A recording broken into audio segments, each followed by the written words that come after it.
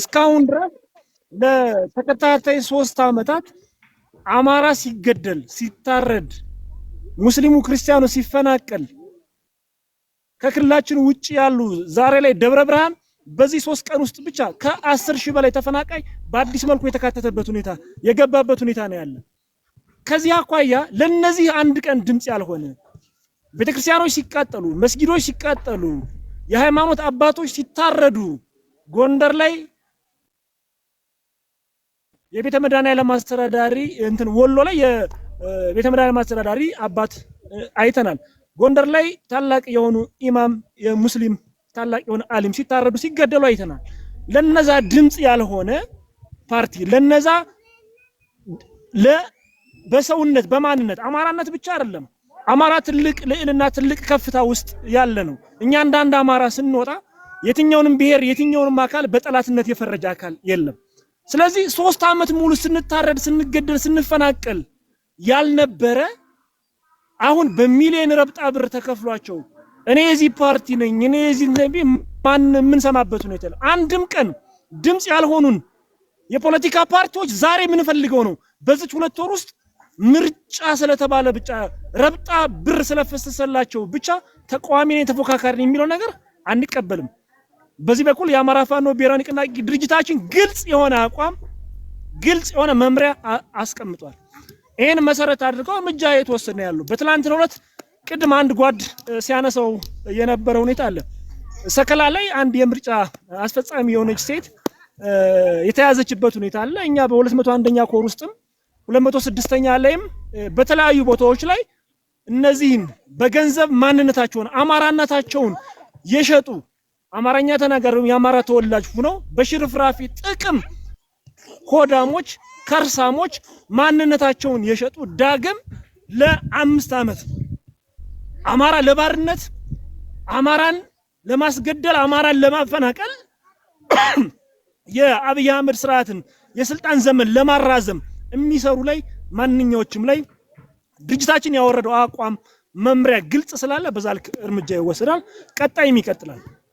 በዚህ ጉዳይ አስፈጻሚ የሆኑ ታዛቢ የሆኑ ተባባሪ የሆኑ ማናቸውም በዚህ የምርጫ ሂደት ውስጥ የተሳተፉ ታዛቢ አስተባባሪ አስፈጻሚ ማናቸውም አካል በተጠና መንገድ በከተማ ኦፕሬሽን ቀኞቻችን አማካኝነት ቀጣይ የማያዳግም እርምጃዎች ይወሰዳል። ይሄም ምንም ጥርጥር ስለሌለው ማለት ነው።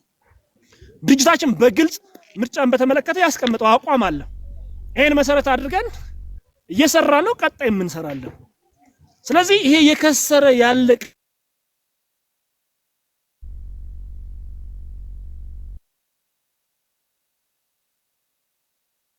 ቀለት አሁን እያየሁኝ ምንም ስለሆነ ማለት ነው እያየነው ነው።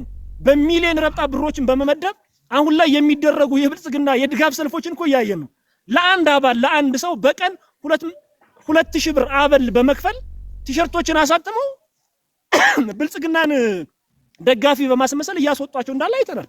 በተለያዩ ከተማዎች ላይ ቅድም ስንናገረው እንደነበር የድሃዎች ወይም ደካማዎች በገጠሩ በተለያዩ ዞንና ወረዳዎች ላይ የኔቢጤ የሆኑ ሰርተው ራሳቸው መመገብ ያልችሉ ደካማዎች ስላሉ የሴፍትኔት ፕሮግራም ተጠቃሚ የሆኑትን በከተማ ላይ በተለያዩ የከተማ ጽዳትና ውበት የሚያገለግሉ የሚሰሩ እነሱን መሰረት አድርገው ቲሸርት በማስለበስ አበል በመክፈል ነው። እያንዳንዱን እናውቀዋለን። ለዚህ ማሳያችን በሰሞኑ የሰራናቸው በመላው አማራ በአራቱም በጎጃም በጎንደር በወሎና ሸዋ ላይ የሰራናቸው በርካታ የሆኑ መድረኮች ማሳያዎች ናቸው። ታላላቅ ከተማዎችን የሚቆጠሩ ከተማዎችን ካልሆነ በስተቀር በርካታ ወረዳዎችን በርካታ ቀበሌዎችን እያስተዳደረ ያለው ፋኖ ነው። ስለዚህ በየትኛው መንገድ ምርጫ ሊያካሄድ የሚችልበት አንዳችን ምቹ ሁኔታ የለም። አይተናል። የአርሶ አደር መድረኮች አይተናል። የወጣት መድረኮችን አይተናል። የሃይማኖት አባት መድረኮችን በአራቱም በጎጃም በጎንደር በወሎ በሸዋ እንደ አንድ አማራ ክልል ውስጥ በርካታ መድረኮችን አካሄድናል።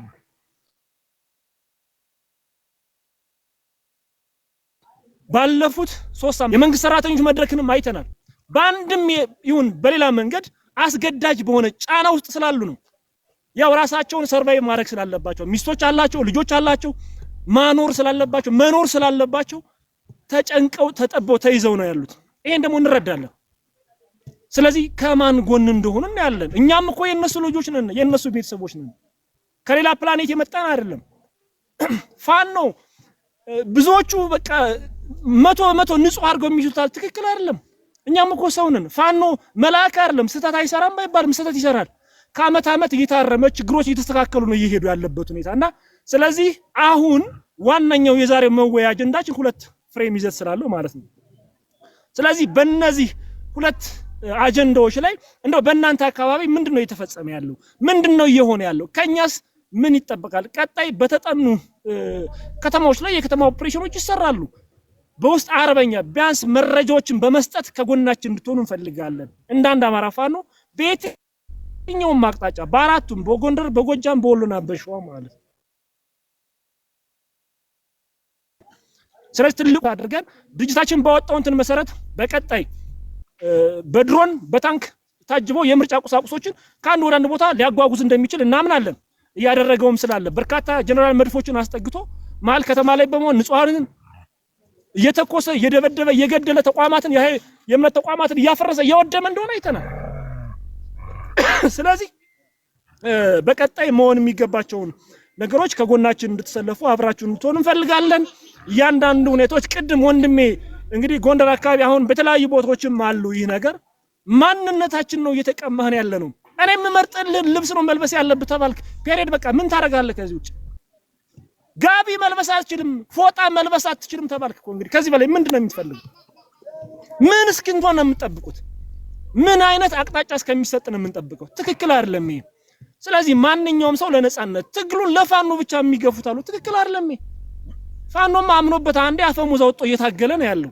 በጫካ በዱር በገደሉ ራቡን ጥባቱን ሁሉን ብርዱን ተቋቁሞ መስዋዕት እየከፈለ ነው ያለው። ስለዚህ በከተማ ያላችሁ ደግሞ ከጎናችን መረጃዎችን በመስጠት እንቅስቃሴዎችን ያለውን እያንዳንዱ ከተማ ላይ የሚሰሩ ድርጊቶችን ከጎናችን በመሆን ይሄን ትግል አብረን በጋራ ተጋግዘን ማሻገር መቻል አለብን የሚል ሀሳብ ነው ያለኝ። አመሰግናለሁ። ሌሎች እድሉን ይውሰዱ። ረጅም ሰዓት እንዳልወሰድኩ አመሰግናለሁ። ሀሳብ ያለ ትንሽ እናመሰግናለን። እሺ ወንድም አለምድል ደስታ ቲንክ ዩ አፕ ቀጥታ። እሺ እንዴት ናችሁ? ሰላም ናችሁ ወይ? አይ በጣም ደስ ስላለኝ ነው። ኪሮስ እንዴት ነህ? ወንድም አለም ሀብቱ እንዴት ነህ? አይ አሁን ሁለት አጀንዳዎች ናቸው በጣም ሰማኋቸውና በዛም ነው የገባሁትኝ።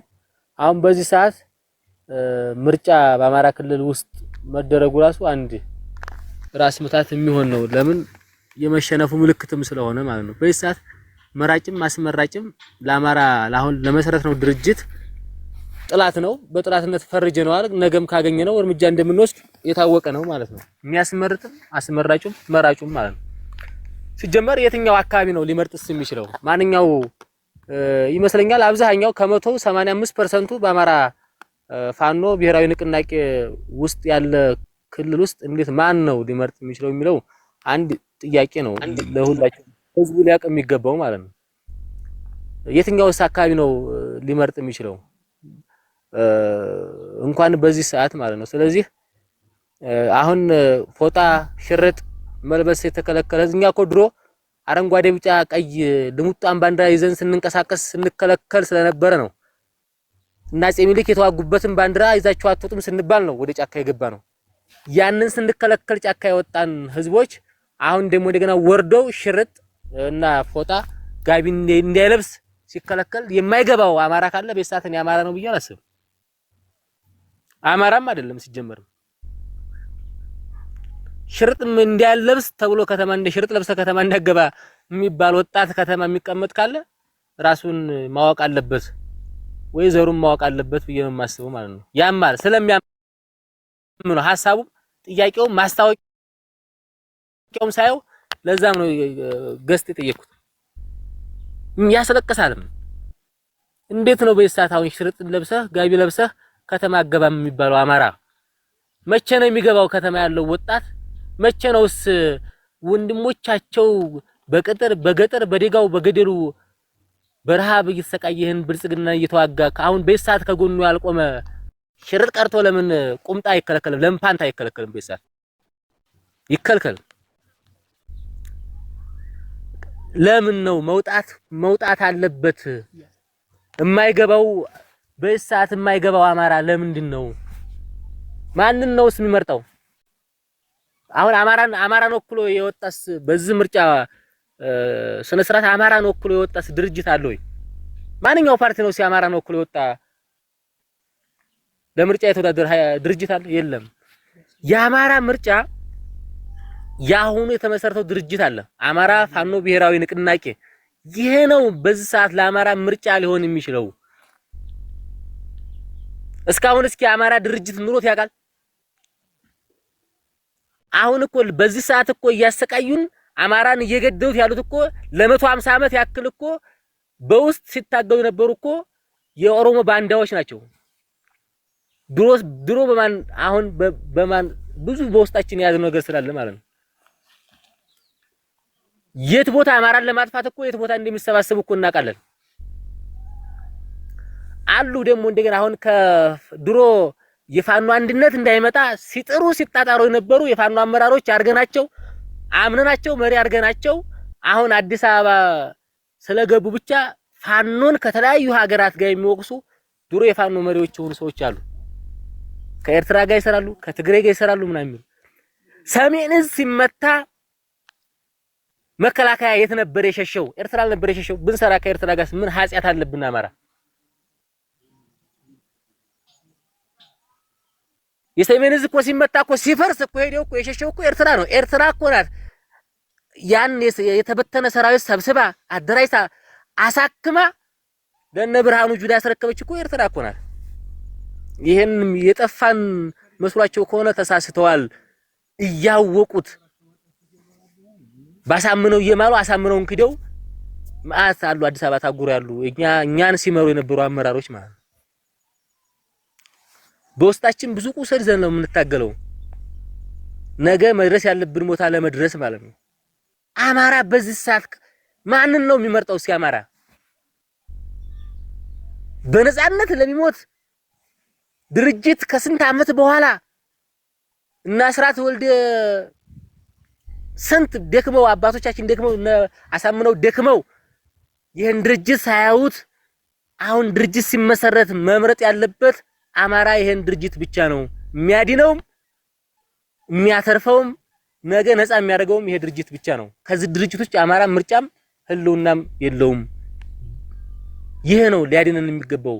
በዚህ ውጭ ግን ከዚህ ውስጥ ገብቶ ብልጽግናን ለመምረጥም የተዘጋጀ ካለ ብልጽግናም ለማስመረጥ የተዘጋጀ ኃይል ካለ ባገኘነው አጋጣሚ በሙሉ ለማጥፋት የወጣንበት ዓላማ ስለሆነ በዚህ ልክ ነው ያለው።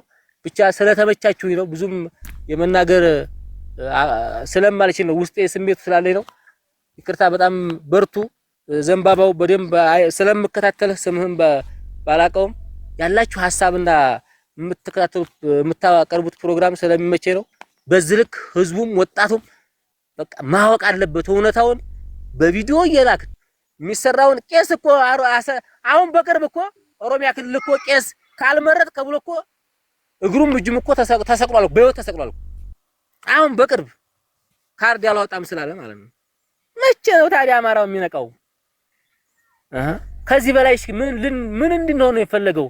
ድሮ ብያቸዋለሁ ከመግቢያ ድሮ አረንጓዴ ቢጫ ቀይ ባንዲራ ስናወጣ ተከለከልን ብለን ወተን አሁን ለማለሜ ከበረደኝ በርካታ ልጆች ስላሉ ያው ድጋሚ እንትን እንዳይለበት ቴንኪው በጣም አሁን እድሉን ስጡኝ እስቲ ለኔ ቆዩ። በጣም እኔ ራሴ እየተጠራ ነበር እኮ ያው እምቢ ብለህ ነው እየጠራ ነበር። ሰላም አልተመቸኝም ነበር ለዚህ ስለምገባ ነው። 1-2 ደቂቃ የእናንተ አንድነት ለኔ በቃ ምንም እንትን አይደለም። በጣም ብዙ ጊዜ የምፈልገው ነገር ነው። በቃ ከናንተ የምንሰማውን ዜና ከናንተ የሚመጣውን አንድነት እኛም ደግሞ ቤታችን እየከፈትን በደንብ አድርገን በደንብ እናሰራጨዋለን። መቼ ለታ ዘንባባ ወንድም አለም ኔትወርክ አስቸግሮ ነበር መሰለኝ በጣም አንድ የብልጽግና አባል መጥቶ አብይ አህመድ ካላሸነፈ እመቤቴን ሱሪ በአንገት ያወልቃለሁ አለ እና ቆይ ምንድነው ያልከው አልኩትና አዎ አብይ አህመድ በተአምር እንትን አይደለም ወላሂ አለ ደንግጦ እንዴ እመቤቴን ብሎ ከዛ ወላሂ ሲለኝ ቆይ ስንለው እንዴት ብሎ በኖ እንደጠፋ ማመን ነው የሚያቅታቸው። እነዚህ እያጭበረበሩ ነው ያሉት። ወንድም ደረጀም ቅድም ያመጣው መረጃ አለ በጣም ብዙ እንትን እና ይሄ ምርጫ እኔም ብዙ ጊዜ እየከፈትን ቤቴን ስከፍት በዚህ ምርጫ እንደማይኖር ምርጫ ብሎ የሚሳተፍ ካለ አስፈላጊው እርምጃ ወንድሞቻችን ዘንድ እንደሚወሰድበት ብዙ ጊዜ ተናግረናል። አይ ይሁን ብሎ ገና በቤቱ ማንም ሰው ያልሞተበት በቤቱ ምንም አይነት ግድያ ያልተፈጠረበት በወንድም ዘመዶቹ ላይ ምንም አይነት መፈናቀል ያልደረሰበት ሰው አዎ የጉዳቱ ሊታየው አይችልም። ያቺ ጥቅሙ ብቻ ነው የምትታየው። እኔን አያርገኝ ግን የምትበሏት ይችን 6-7 ወር ነው። ይችን ጥቅም የምትጠቀሙበት ይችን 7-8 ወር ነው። ከዛ በኋላ ፋኖ የመጣ ጊዜ ግን እድሜ ልካችሁን እናንተ አይደላችሁም የልጅ ልጆቻችሁ ትምህርት ቤት ሲሄዱ እንኳን አንገታችሁ አድርገው መራመድ አይችሉም። የእንትና ልጅ እኮ ነው አማራን ሲያስገድል የተባለ የእሱ ልጅ እኮ ነው ያጉቦኛው እኮ ነው እየተባለን የሚያድጉት እድሜ ልካቸውን ራሳቸውን እስኪጠሉ ድረስ አስቡበት። አሁን ጊዜው ደርሷል። ፋኖ የደረሰበት ደረጃ አይታችኋል። ከዚህ በኋላ ሰውየው መተኛት አቅቶታል ብለን የተናገርንበት በምክንያት ነው። በየሚዲያው እየወጣ እንዴ አንድ ሰው እኮ አንድ ድርጅት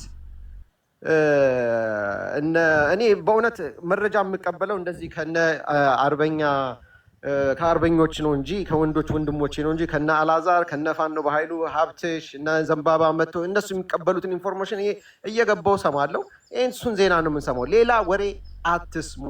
አለበለዛ የሆነ ነገር ትክክለኛ ነገር ስላደረጉ መንግስት እውቅና ሰጥቷቸው ፋኖ ብሎ ፓርላማው ስሙን ሲጠራ እንዴ ቆይ አይኔ ነው ጆሮዬ ነው ብዬ እንደገና ሪዋይንድ አድርጌ ነው የሰማሁት። ሰውየው ደንግጧል። ሰውየው ረብሻ ላይ ነው ያሉት።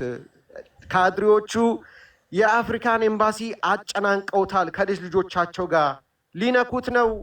አየር መንገድ አውሮፕላን በስታንድ ባይ እያስጠበቀ ነው። ሊነኩት ነው ጎበዝ፣ ሊነኩት ነው። ትንሽዬ ነገር ነው የቀረው። ተው እያልን እስከ መጨረሻው ሰዓቱ ደርሷልና ንቁ ብያለሁ። አመሰግናለሁ። አሪፍ አጀንዳ ነው ወንድሞቼ፣ በርቱልን። እናመሰግናለን ወንድም አለም ባርኮቴ፣ ክበርልኝ። ቴንኪው በጣም የኔ አባት እናመሰግናለን። በመሃል ሀብትዬ የምትለው ነገር ካለ በመሃል ገባ እያልክ ወንድም አለም